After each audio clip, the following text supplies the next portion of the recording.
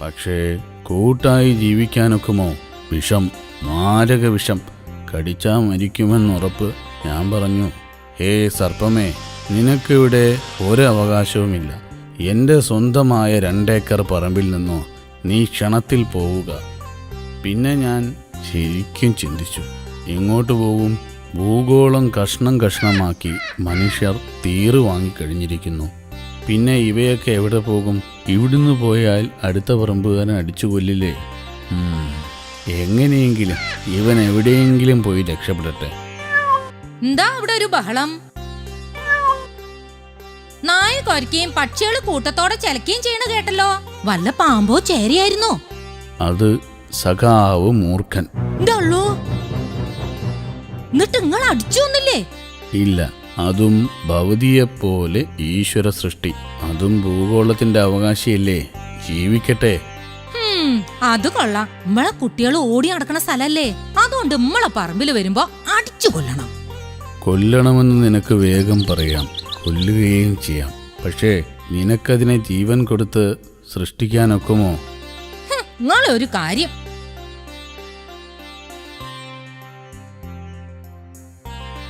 മനുഷ്യരെയും മറ്റും കടിച്ചു കൊല്ലുന്ന പാമ്പുകളെ ദൈവം എന്തിനു സൃഷ്ടിച്ചു? ആന, കടുവ, സിംഹം തുടങ്ങിയ ഒട്ടേറെ മൃഗങ്ങൾ, മൂങ്ങ, വാവൽ, കഴുകൻ, മൈന, പഞ്ചവർണ്ണക്കിളി തുടങ്ങിയ ഒട്ടേറെ പക്ഷികൾ. എന്തിന് കടലിൽ തിമിംഗലം, സ്രാവ്, മത്സ്യങ്ങൾ എന്നിങ്ങനെ ഒട്ടേറെ ജീവികളെ ഭൂമിയുടെ അവകാശികളായി സൃഷ്ടിച്ചിട്ടുണ്ട്. ഈശ്വരൻ ഇവയെയൊക്കെ എന്തിനു സൃഷ്ടിച്ചു എന്നൊന്നും അറിഞ്ഞുകൂടാ. എല്ലാം ദൈവഹിതം. ഏതായാലും ഒന്നിനെയും കൊല്ലാതെ ജീവിക്കാൻ ശ്രമിക്കണം. ഹിംസ അരുത്. ഇത് നല്ല പുതുമ. വീട്ടിനകം മുഴുവൻ 8 കാലികളും പല്ലികളും.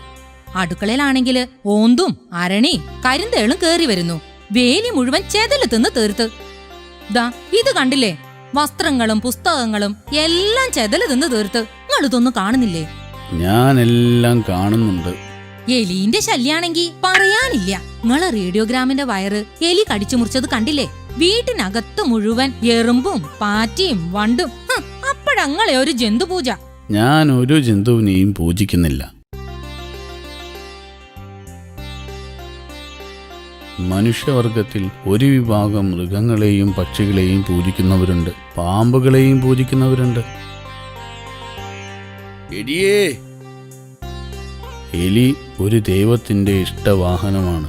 കൂടാതെ മത്സ്യം, ചീങ്കണ്ണി, മലമ്പാമ്പ്, കടുവ എന്നിവയെയും ഒരു വിഭാഗം ആരാധിക്കുന്നു. നിങ്ങൾ എന്താണ് ഈ പെറുവിറുക്കണത്?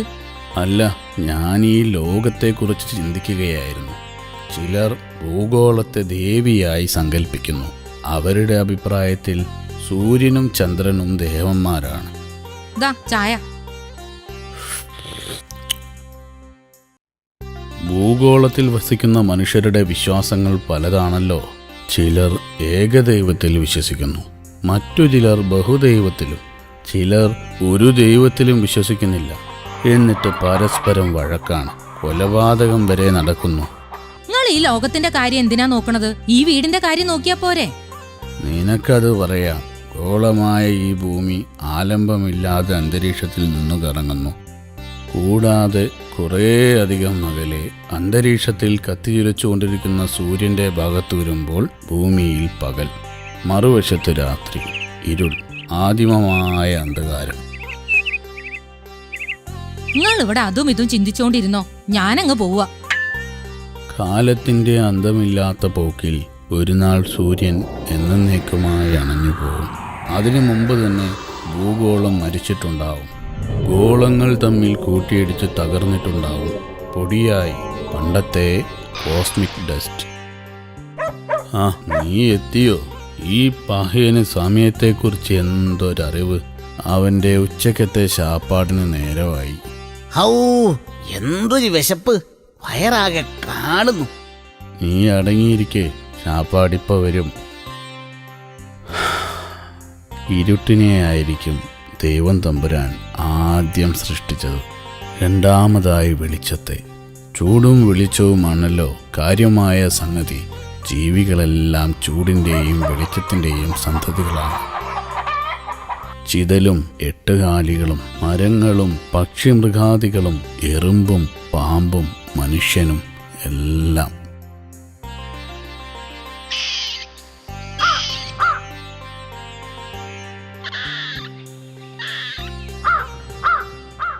ഈ ചക്ക മുഴുവൻ ഞങ്ങൾക്ക് അവകാശപ്പെട്ടതാണ്. നിന്നോട് ആര് പറഞ്ഞു ഇവിടെ വരാൻ? അതിന് നീ വേറെ ആളെ നോക്ക്.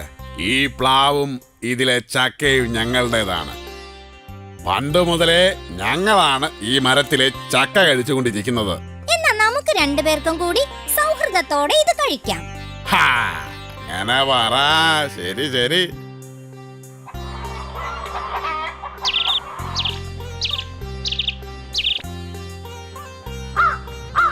ന്റെ പഠിച്ചോനെ, പൈത്ത ചക്ക മുഴുവനും അണ്ണാനും കാക്കയും തിന്നാണല്ലോ. ആ, ഒരു മരം നട്ട് വലുതാക്കി പയ ഉണ്ടാവാൻ തുടങ്ങിയപ്പോ ഒന്നും കിട്ടില്ല. കണ്ടില്ലേ നാശങ്ങൾ. വരിക്കപ്ലാവിൽ ചക്ക പൈത്തത് അണ്ണാനും കാക്കയും തിന്നുന്നു. പേരക്കയും സപ്പോട്ടയും ആറ്റച്ചക്ക, റുമാൻ എല്ലാം പക്ഷികളും വാവലും കൊണ്ടുപോവാണല്ലോ. ഇതൊന്നും നിങ്ങൾ കാണുന്നില്ലേ? എന്താ, ഞാനെല്ലാം കാണുന്നുണ്ട്. എന്നിട്ടെന്താ നിങ്ങൾക്ക് ഒരു വിഷമവും തോന്നാത്തത്? അതാണല്ലോ രസം.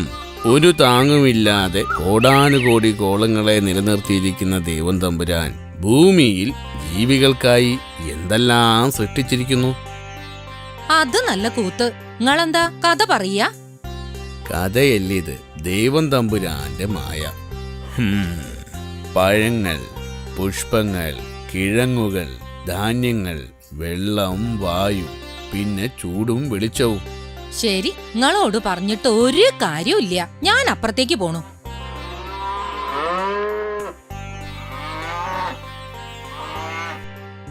ഭൂമിയിലെ ഉൽപ്പന്നങ്ങളുടെ എല്ലാം അവകാശികളാണ് ജന്തുക്കളും പക്ഷികളും കൃമികീടങ്ങളും വൃക്ഷങ്ങളും ചെടികളും മറ്റും. ഈ പരമാർത്ഥം എപ്പോഴെങ്കിലും നാം ഓർക്കുന്നത് നല്ലതാണെന്ന് തോന്നുന്നില്ലേ? നല്ല കൂത്ത്. ഞാനൊരു കാര്യം പറഞ്ഞ അങ്ങ് മുഷിയോ? ലവലേശം മുഷിയുകയില്ല. വെച്ച് കാച്ച്. എന്നാല് ഭവാനെ പോലെയുള്ളവർ കല്യാണം കഴിച്ച് വീടും കുടിയും ഭാര്യയും മക്കളുമായി കഴിയാതെ വല്ല കാട്ടിലെ ഗുഹയിലും തുണിയും കോണാനുമില്ലാതെ അനങ്ങാതിരുന്ന് തപസ് ചെയ്യുകയായിരുന്നു നല്ലത്. എന്തിനും ഞാൻ റെഡിയാണ്. തിന്നാനും കുടിക്കാനും പുറം മാന്തി തരാനും നീയുണ്ടെങ്കിൽ ഏത് ഗുഹയിലും താമസിച്ച് ഞാൻ ഘോരഘോരം തപസ് ചെയ്യാം. എന്നാലേ ഞാൻ ഒരു കാട്ടിലേക്കുമില്ല. നമുക്ക് നമ്മുടെ വീടായ ഈ ഗുഹ മതി. പക്ഷേ പാമ്പും പഴുതാരയും തേളും അരുണയും ഈ ഗുഹയിൽ കടക്കുന്നത് എനിക്കിഷ്ടല്ല. അതിനെയൊക്കെ അടിച്ചു കൊല്ലണം. നിന്നോട് യോജിക്കുന്നവരുടെ പ്രവർത്തനങ്ങൾ ഞാൻ കാണുന്നുണ്ട്. 500 കൊല്ലത്തിനകത്ത് ഈ ഭൂമിയിലുള്ള സർവ്വ ജന്തുക്കളെയും പക്ഷികളെയും മനുഷ്യൻ കൊന്നൊടുക്കും.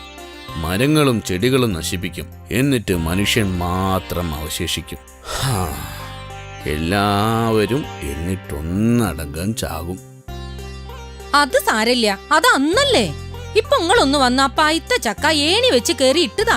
ഞാനും എന്റെ മക്കളും പശുക്കളും തിന്നട്ടെ.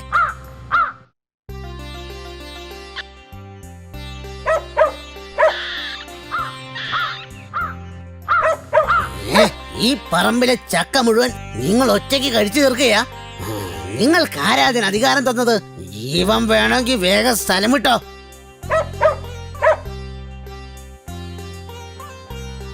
നമുക്ക് വേഗം സ്ഥലം വിടാം, അല്ലെങ്കിൽ ആപത്താണ്.